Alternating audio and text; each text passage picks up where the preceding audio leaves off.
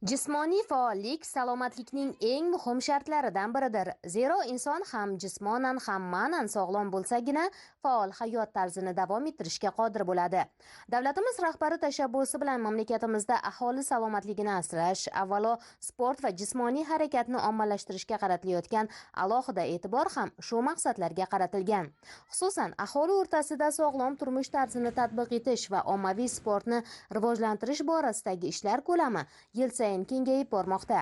Muhimi, davlatimiz tomonidan buning uchun qulay va zarur sharoitlar yaratilib, aholi ayniqsa yoshlarni sport bilan shug'ullanish darajasi ortib bormoqda. Ayni bu boradagi ishlar Pastdarg'om tumanida ham jadal olib borilyapti. Prezidentimiz raisligida shu yilning 7-aprel kuni bo'lib o'tgan selektor yig'ilishida berilgan vazifalar, ilgari surilgan muhim tashabbuslardan kelib chiqib, tumanda jismoniy tarbiya va sport sohasini yanada rivojlantirish, aholi ayniqsa yoshlarni ommaviy sportga jalb etish, ularning bo'sh vaqtini mazmunli tashkil etish hamda sog'lom turmush tarzini shakllantirishga jiddiy e'tibor qaratilmoqda. Pastdarg'om tumanida bugungi kunda 402 mingdan ortiq aholi istiqomat qiladi. Aholining 30% sport turlari bilan qamrab olingan. Davlatimiz rahbari tomonidan mana shu sportni rivojlantirish bo'yicha o'tkazilgan selektorga berilgan topshiriqlardan kelib chiqib, Pastdarg'om tumanida ham biz bir qator chora tadbirlarni mutasaddi tashkilotlar bilan birgalikda kelishib oldik. Jumladan Pastdarg'om tumanida hozir 369 dan ortiq sport inshootlari, majmualari bo'ladigan bo'lsa, bularni shay holatda yoshlarni, umuman sportga qiziqqanlarni o'ziga qamrab, yana ham bu ko'rsatkichni yil davomida yilning yakuniga borib 55% ko'tarish bo'yicha ishlayapmiz. Bundan tashqari mana Zarbdor tajribasi bo'yicha Pastdarg'om tumanida ham sportni rivojlantirish bo'yicha shu yil oxirigacha 10 kilometrdan ziyod salomatlik yo'lagi, bundan tashqari velo yo'laklar, sport inshootlari, workout maydonchalari va mini futbol stadionlarini tashkillashtirish bo'yicha kelishib olganmiz. Homiylarimiz tomonidan ham hozir tashabbuslar bilan chiqmoqdaki, o'zini mahallasini, o'zi o'qigan maktabda, o'zi yashab turgan qishloqda sportni rivojlantirish bo'yicha sport maydonchalari bilan shu qishloqni yanada bir boyitish masalasi ko'rib chiqilyapti. Pastdarg'om tumanida mana shu sport bilan shug'ullanadigan aholi sonini 55% atrofida shu yil yakuniga yetkazamiz va bu ishlarni bizlar izchil davom ettirib, barcha Pastdarg'om tumanidagi aholini sportga qiziqishini orttiramiz. Endi sport deganda albatta bu qaysidir ma'noda nima deydi, natijaga erishish yoki bir qanaqadir sovrinlar qo'lga kiritish emas. Aslida bu sport insonni sog'ligini ta'minlaydi. Bu sport insonni matonatli qiladi va shu bilan birga vatanparvarlik ruhida tarbiyalaydi. Darvoqe, bugungi kunda Pastdarg'om tumanida 2 ta sport maktabi va 1 ta Dinamo futbol maktabi faoliyat ko'rsatmoqda. 5 ta stadion, 85 ta sport zal, 1 ta yopiq suzish basseyni, 305 ta ochiq sport maydonlari xalq xizmatida. Ahamiyatlisi, barcha sport inshootlari zamonaviy talablar asosida barpo etilgan va zarur sport anjomlari bilan ta'minlangan. Shuni aytish kerakki, Pastdarg'om tumanida bugungi kunda dzyudo, yengil atletika, milliy kurash, boks, futbol, para yengil atletika va voleybol kabi sport turlari keng ommalashgan. 15862 nafar yoshlar ushbu sport turlariga qamrab olingan. Bizning tumanimizda juda yaxshi rivojlangan. Masalan, o'zlaringiz bilasizlar, Diyora Keldiyar va undan tashqari masalan ko'p yana respublika, jahon chempionati, Osiyo chempionati sovrindorlari chiqqan. Mana hozir tumanimizda judoga e'tibori boshqacha. Mana bu yangi zalimiz ham bu bizga bo'lgan davlatimiz tomonidan, prezidentimiz tomonidan bir e'tibor deb bilamiz. Biz bu e'tiborga yaxshi natijalar bilan qaytarib, o'zimizni shu berilgan imtiyozlarni o'zimiz oqlashga harakat qilamiz. Yanada ko'p chempionlar chiqish. Mashg'ulot ertalabdan kechgacha, masalan, ertalabki guruhda, kechki guruhda, keyin kechqurungi guruhda hamda undan tashqari salomlantirish guruhlari keladi, ota-onalar kelyapti. Zalimiz bo'sh qolgan. 24 soat zalimiz ochiq turadi. Mana shu kundan kunga qatnashuvchilar soni oshib boryapti. Prezidentimizga minnatdorchilik bildiramiz. Yoshim 66 yoshdaman. Hali bunaqangi davlat e'tiboriga, davlat mana siyosat darajasiga chiqqanini birinchi marta meni ko'rib, mana kecha bo'lgan video selektorlarda ham shu mahallalarda ommaviy sportga jalb qilish, mana 5 tashabbus olimpiadalari tashkil bo'lishi, mana bu har qariyalarimizni sportga jalb qilishi, hamma sport turlari bo'yicha hozir faxriylar o'rtasida mana chempionatlar tashkil bo'lyapti. Hali men shu yoshga kirib birinchi marta ko'ryapman.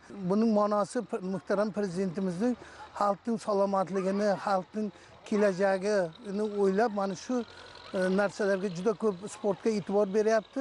Shaxmat bo'yicha butun jahonni larzaga keltirdi mana Javohir Sundorov. Mana bokschilarimiz, dzyudochilarimiz, mana shularni hammasi butun dunyoda mana xalqaro maydonlarda o'z so'zini aytyapti. Diyora Kildiarova mana shu shaxsan mana shu bizlarning shogirdlarimiz, mana shu yerdan chiqqan O'zbekiston Pazdarg'om tumanidan. Mana o'zbek xotin-qizlar ichida birinchi marta u dzyudo sport turidan tashqari o'zbek xotin-qizlari ichida birinchi marta olimpiada chempioni bo'lgan. Shogirdlarimiz ham hozir yaxshi butun respublika miqyoslarida, O'zbekiston chempionatlarida hamma sport turidan yaxshi natijalar ko'rsatyapti. Mana qishloqlarimizda ham sport juda e'tiborga olindi. Barkaut maydonlar qurilyapti, kichik stadionlar qurilyapti. Hamma sportga jalb qilyapti. Xalqimiz mana shu sportga qiziqib ertalab mana yurish, 7 yoshdan 70 yoshgacha undan yoshi kattalar ham yurib, sportda harakatlanib, butun mana shunday klublar ochilyapti, to'garaklar tashkil bo'lyapti. Hammasi mana shu zamirida muhtaram prezidentimizning sportga bo'lgan mana shu tashabbusi, sportga bo'lgan e'tibori.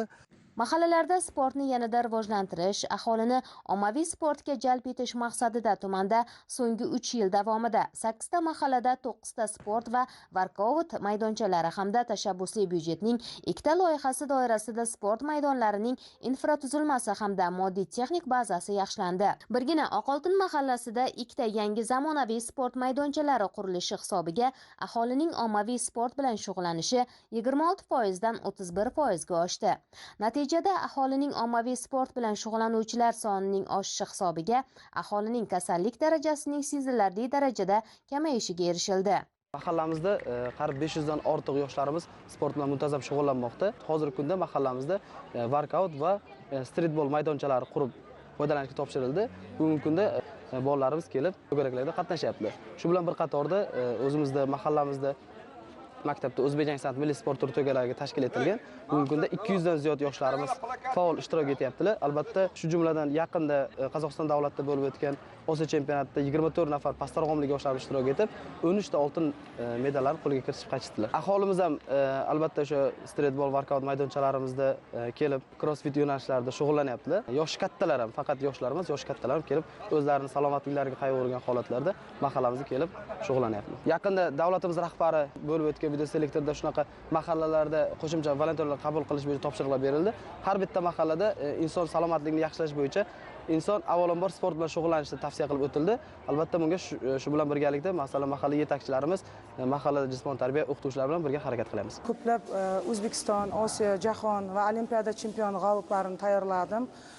Xususan shogirdim Diyora Kildiarova O'zbekistonda tarixiy bir voqeani guvohi bo'ldi. Hamma undan juda ham faxrlandik. Hammamiz Diyora chempion bo'lgandan keyin zalimizda qizlar juda ham ko'plab, juda katta oqim bilan keldi deb aytsam xato bo'lmaydi. Chunki shu natijamiz orqali bizlarda bazamizda 475 nafar qiz dzyudochilarimiz shug'ullanib kelmoqda. 7-aprelda prezidentimiz raisligida o'tkazgan selektorda yangi tashabbuslar kiritildi.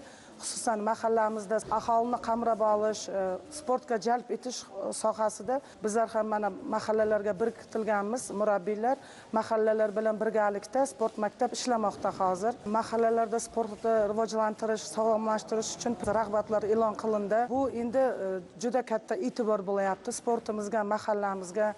Pastdarg'om tumanida umumta'lim maktablaridagi mavjud imkoniyatlardan ham samarali foydalanish, maktablarda sport to'garaklarini tashkil etish orqali yoshlarni sportga qiziqtirish maqsadida 129 ta umumta'lim maktablarida 396 ta sport klublari tashkil etilgan. Ushbu to'garaklar faoliyati uchun 396 nafar jismoniy tarbiya fani o'qituvchilari biriktirildi. Xuddi shunday 2 ta sport maktablaridagi 13 nafar seleksioner trenerlar mahallalarga tushirilib, aholi va yoshlarni ommaviy sportga keng jalb qilish ishlarini amalga oshirmoqda. Davlatimiz rahbari tomonidan o'tkazilgan selektor yig'ilishidan so'ng mazkur yo'nalishdagi ishlarni yanada jadallashtirish bo'yicha amaliy ishlarga kirishildi. Pastdarg'om tumanida 100 ta mahallamiz bor. 100 ta mahallani har birida bizlar to'garaklar tashkil etilib, musobaqalar tashkil etamiz. Hokim kubogi, rahbar kubogi va shunga o'xshagan musobaqalarni tashkil etib, mahallalarda ham sport bilan qiziqishni yanada orttirish bo'yicha tizimni ishlaymiz. Bir so'z bilan aytganda, Pastdarg'om tumanida sportni rivojlantirish bo'yicha davlatimiz rahbari tomonidan yaratib berilayotgan imtiyozlar, mablag'lar, moliyaviy resurslar manbai to'liq yechilgan bo'lib, mana shu imkoniyatlardan bizlar to'liq va samarali foydalangan holda Pastdarg'om tumanida yil yakunida sportda erishilgan natijalarimiz bo'yicha kafolat berib aytaman, Pastdarg'om Samarqand viloyatida eng oldingi tumanlardan biri bo'ladi. Sport bu salomatlik garovi, sog'lom millat, sog'lom avlod demakdir. Yangi O'zbekistonda kechayotgan har bir islohotlarni amalga oshirish, belgilangan ulug'bor maqsadlarga erishish shubhasiz xalqimizning salomatligi, jismoniy yetukligiga bog'liq.